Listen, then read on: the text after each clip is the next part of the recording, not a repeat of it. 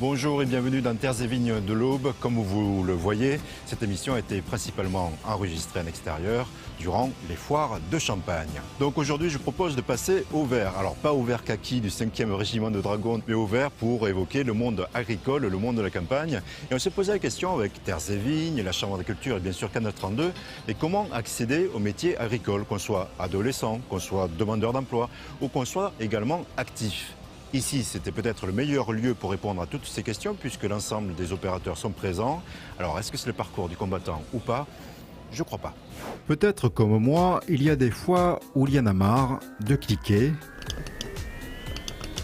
d'enchaîner les cafés et d'être débordé par les appels. Ah, si seulement je pouvais devenir agriculteur, travailler dehors avec la nature ou des animaux, vaches, poules. Oui, mais je ne sais pas comment, et là, je fais la tête. Aujourd'hui, je vous propose de voir comment devenir agriculteur. Je vous propose d'affiler les bottes. Non, c'est inutile. Direction la foire de Champagne afin de savoir comment devenir agriculteur. Mais au fait, est-ce un secteur qui recrute ?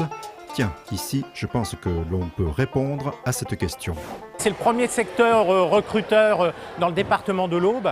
Lors de la dernière enquête Pôle emploi BMO, besoin de main-d'œuvre, on s'aperçoit que les premiers secteurs recruteurs dans le département, c'est dans un premier temps le secteur viticole, également en deuxième partie le secteur agricole. Sur le secteur viticole, les gens pensent qu'il n'y a qu'une seule période de travail, la période des vendanges, alors qu'il y a du travail tout au long de l'année, que ce soit du travail en cave ou pour le palissage par exemple.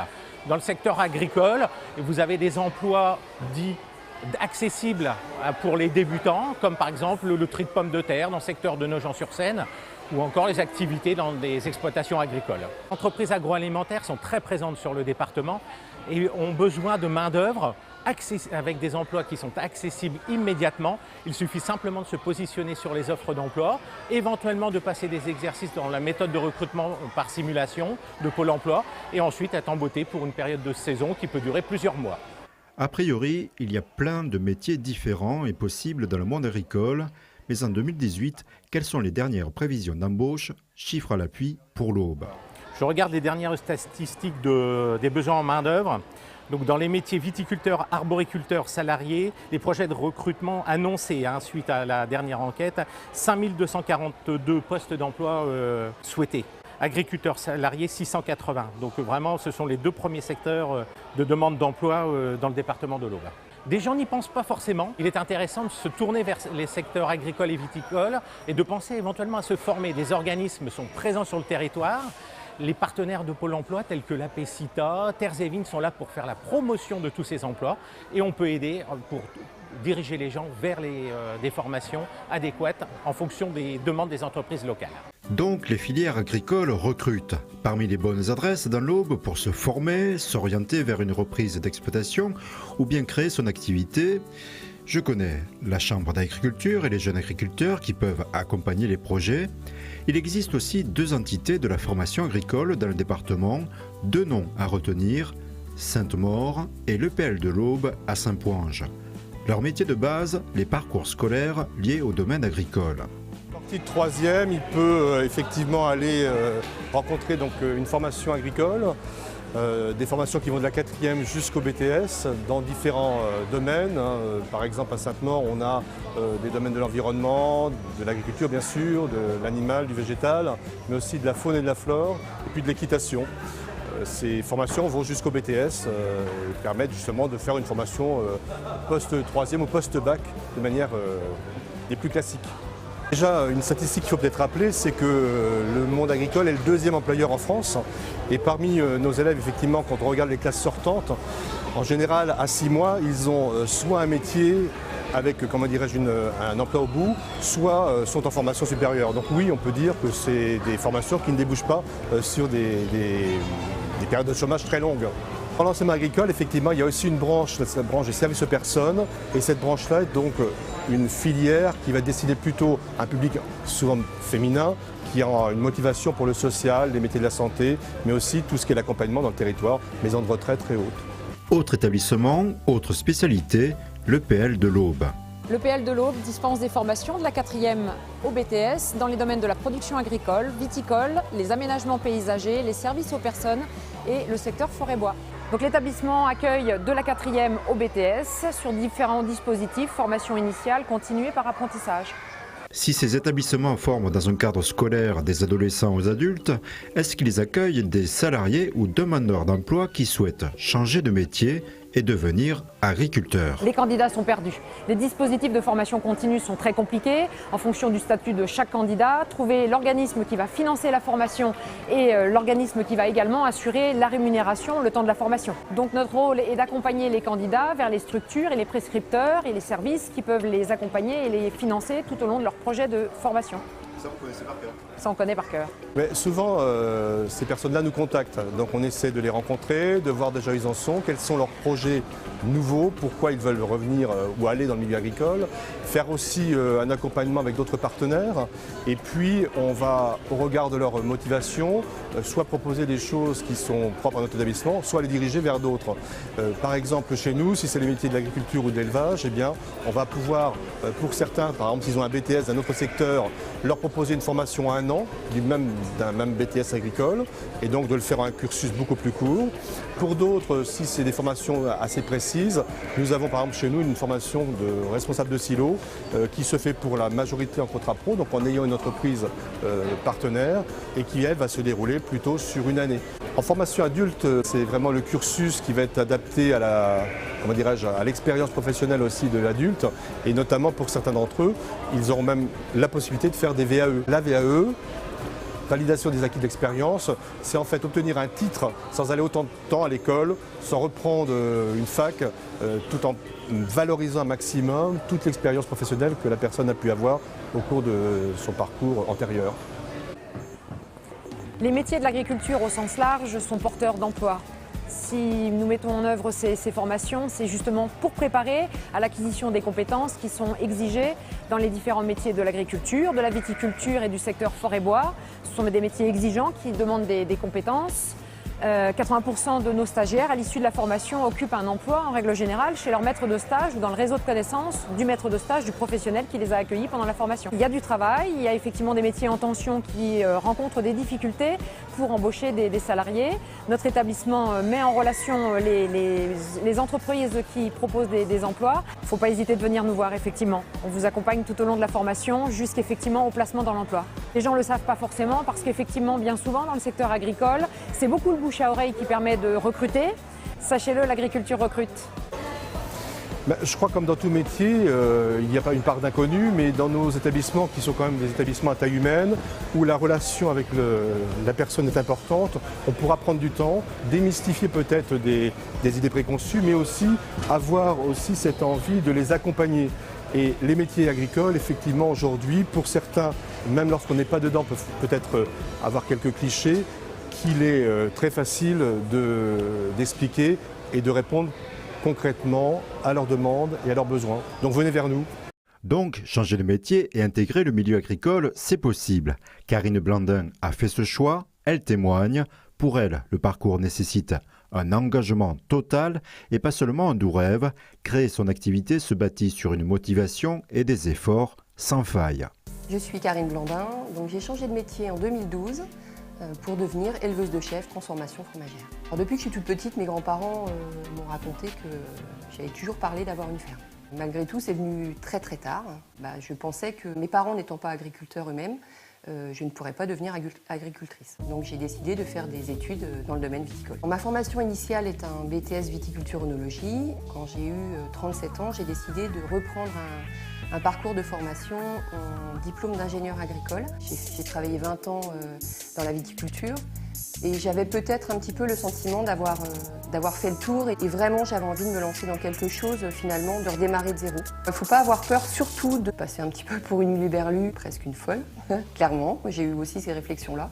Les gens n'ont pas forcément compris au départ pourquoi avec la place que j'avais, qui était une très bonne place, j'ai tout d'un coup décidé de tout plaquer pour pour me lancer dans l'élevage, et en l'occurrence dans l'élevage de chèvres, qui est quand même assez peu connu dans l'Aube et pas forcément très bien vu.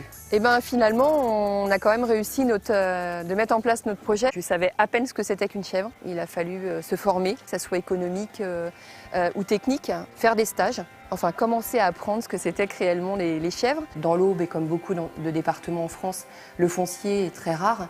Donc il y a eu déjà cette période de foncier qui a duré plus de 3 ans. Et après ça, le parcours à l'installation, c'est un petit peu le parcours du combattant. Bon, alors, le plus simple, effectivement, c'est d'aller voir la chambre d'agriculture. Il y a des points installation qui vont aiguiller. Après, ce qui est plus complexe derrière, voir si vous voulez vous installer avec les aides ou pas, si vous demandez des subventions ou pas. Et j'ai commencé mon parcours à l'installation en 2009 pour avoir une installation à la limite de mes 40 ans en janvier 2012. Souvent, les gens viennent me voir justement pour en discuter et je leur dis pas c'est impossible. On est la preuve vivante que c'est possible. Si on n'est pas particulièrement motivé, je pense que c'est peine perdue, quoi. Clairement, c'est pas grand-chose par rapport à une fois qu'on est installé et le démarrage. C'est-à-dire qu'on a l'impression qu'une fois qu'on a géré ça, tout va être facile, mais c'est pas le cas. Il faut aussi savoir que ça pèse beaucoup sur la vie de famille.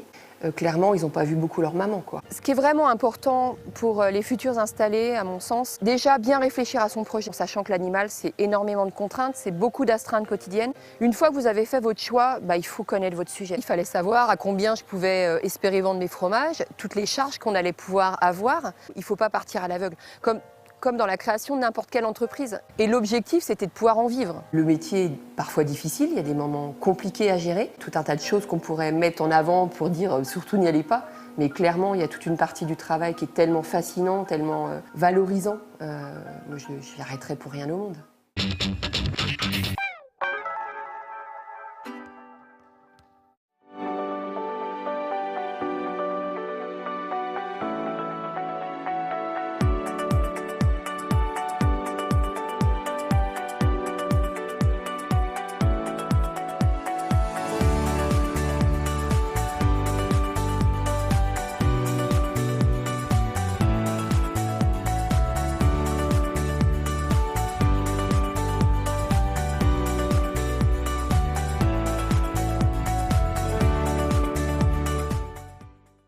Batitol à Crenay, c'est un centre-service dédié aux artisans et agriculteurs, mais aussi aux particuliers. Batitol, c'est votre spécialiste dans les tôles bac acier et panneaux sandwich isolés pour toiture, bardage et leurs accessoires.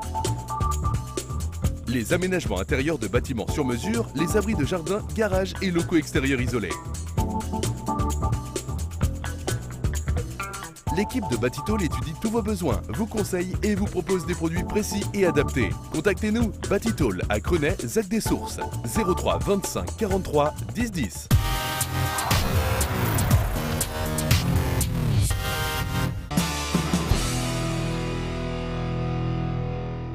Seconde partie de cette émission Terres et Vignes, consacrée à la formation agricole tout au long de sa vie. Le monde agricole est donc le deuxième employeur de France. Dans l'Aube et le Grand Est, c'est un secteur qui recrute.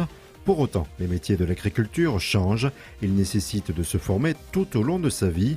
Là aussi, les établissements d'enseignement apportent des réponses au cas par cas, en plus des formations des opérateurs. Avant d'évoquer la formation continue, un bref focus sur l'actualité agricole, bien évidemment en lien avec la formation continue.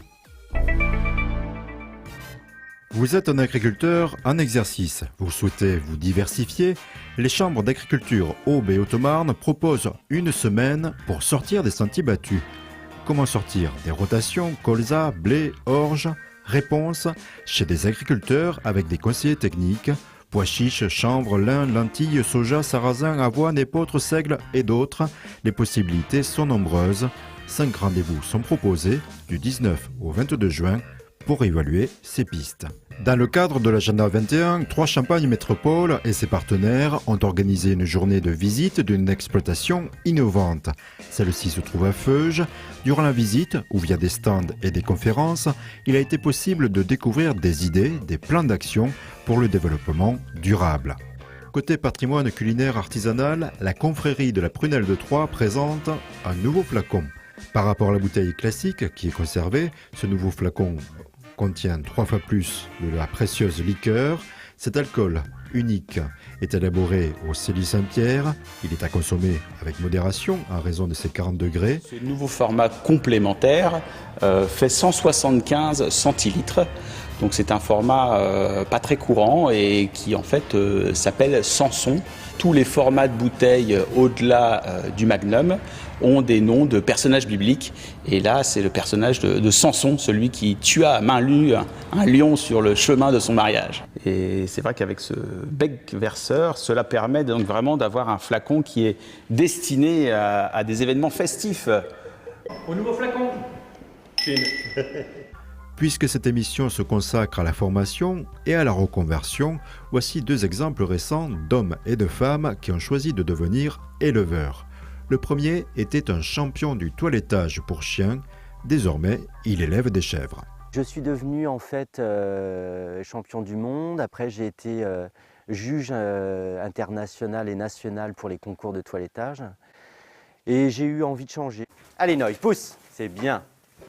Et en fait, j'ai décidé, après les championnats du monde de toilettage, que j'étais arrivé au plus haut et que je repartais sur autre chose. Autre exemple de reconversion, en grande passionnée, Pauline Capron a repris l'escargotière des lacs suite au départ en retraite de la fondatrice. Moi, je me vois finir là, dans mon parc avec mes escargots. Ouais. C'est fait pour moi. En faisant le parc, je me suis dit qu'est-ce que je veux être bien là quand je vais nourrir, je vais entendre les oiseaux, je suis avec mes petites bêtes, je vais les regarder grandir. Enfin, pour moi, on ne peut pas rêver mieux, je pense.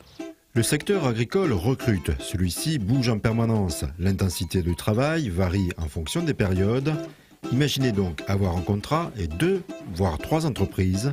Ce sera bientôt possible grâce au groupement d'employeurs. Le monde agricole est le 2e employeur de France. Dans l'Aube, en 2015, cela s'est traduit par 46 000 nouveaux contrats. Durant les foires de Champagne, le monde agricole s'engage à promouvoir une nouvelle manière de travailler grâce au groupement d'employeurs. Le principe du groupement d'employeurs est très simple. Vous avez des éleveurs qui, en ce moment, au mois de juin, ont beaucoup de foin à faire.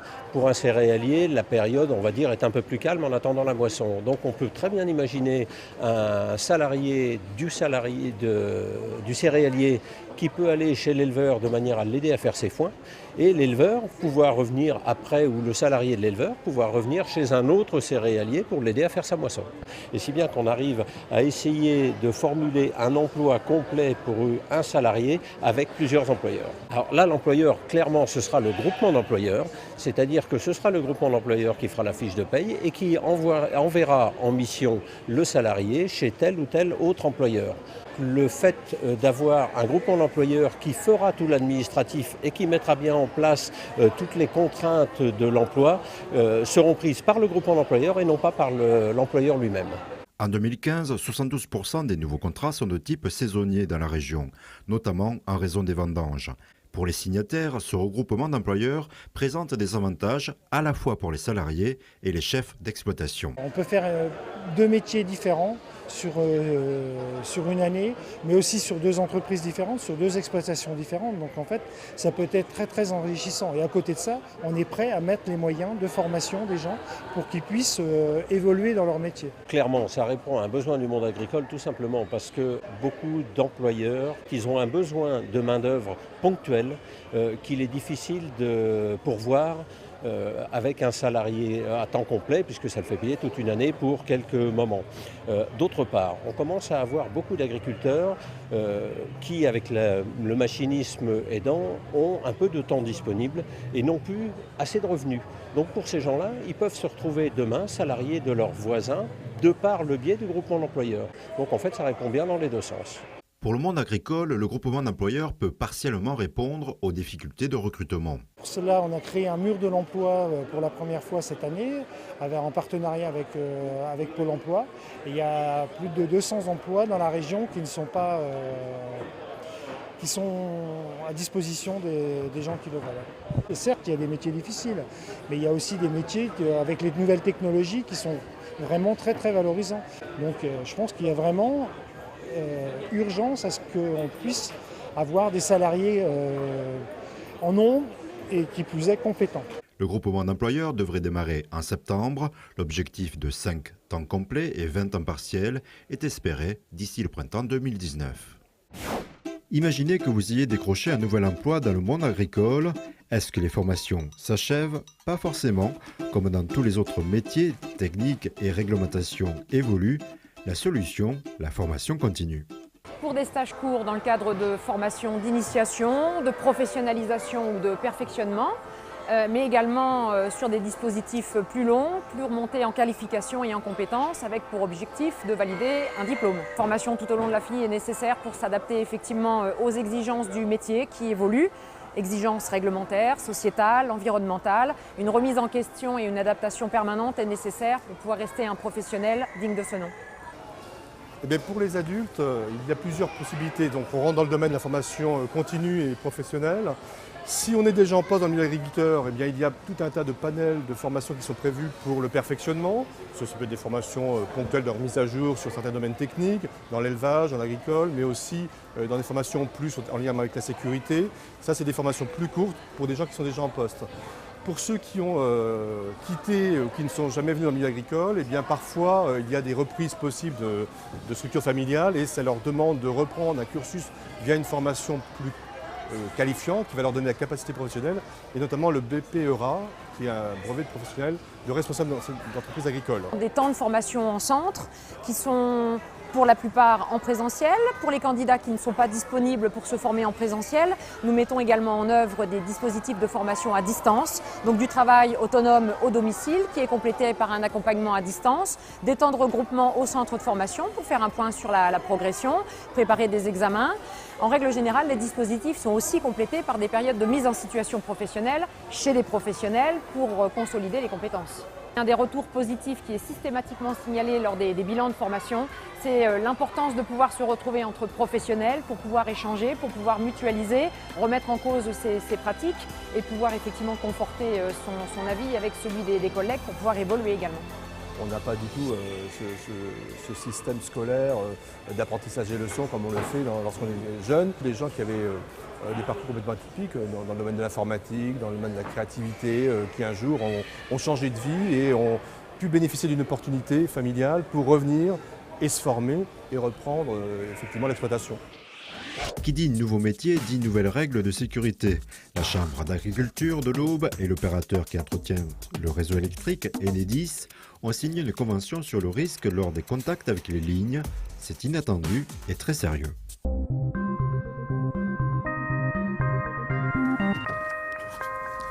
Bonjour, je m'appelle Éric Launois, je suis agriculteur à Fresnoy-Château, en région Champagne-Humide. Comme vous voyez, nous avons des engins qui sont de plus en plus importants. Avec des engins de cette taille, sur les routes, nous arrivons à gérer parce qu'ils sont en gabarit routier. Par contre, dans les parcelles, nous avons des pylônes électriques, nous avons des contraintes qui font qu'il faut faire très attention au niveau de la sécurité. Je vous propose de vous faire une démonstration. Donc ce transbordeur fait environ 3,50 m de haut, 3 mètres de large et quand on va déplier la vis, on va monter à presque 5 mètres de haut. Et les lignes électriques qui s'affaiblissent un peu avec les années qui passent et la chaleur, surtout l'été, eh ben, nous sommes trop proches l'un de l'autre. Il n'y a même pas besoin d'avoir un contact. L'arc électrique à 1 mètre par exemple, l'arc électrique peut rejoindre l'engin et c'est là que l'accident survient. Les pneus du tracteur explosent, les gens se font toujours brûler ou tuer en descendant de l'engin. Quand vous êtes un pied à la terre et un pied à l'engin, c'est vous qui faites la mise à terre et là de toute façon avec 33 000 volts, c'est pas possible de résister. Ces tracteurs-là, ils ont une barre de guidage et ils roulent tout seuls, d'accord ? Le problème, c'est que ce soit les salariés ou les agriculteurs, on est de plus en plus sur nos portables, même dans les champs. Et on peut, comme le tracteur roule tout seul, on peut oublier un poteau. Une parcelle comme celle-ci qui fait 56 hectares, nous avons 12 ou 13 poteaux de ligne 33 000 et nous avons 5 poteaux de très grosses lignes électriques. Les seules lignes que l'on touche, ce sont ces lignes-là qui font 33 000 volts.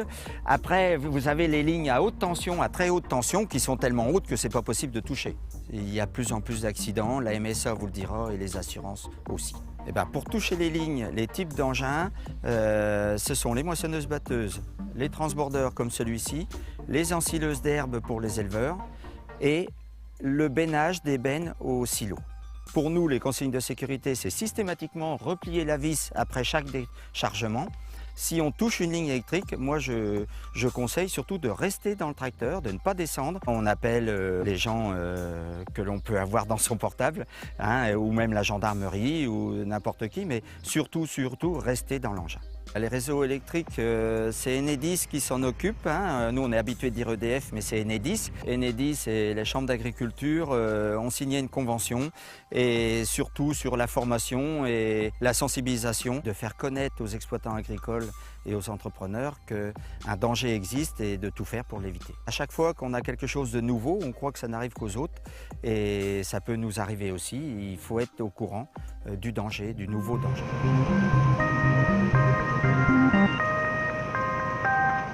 C'est la fin de cette émission Terres et Vignes. Quel que soit votre âge, votre formation, votre situation professionnelle, si l'agriculture vous passionne, n'hésitez pas à vous laisser tenter.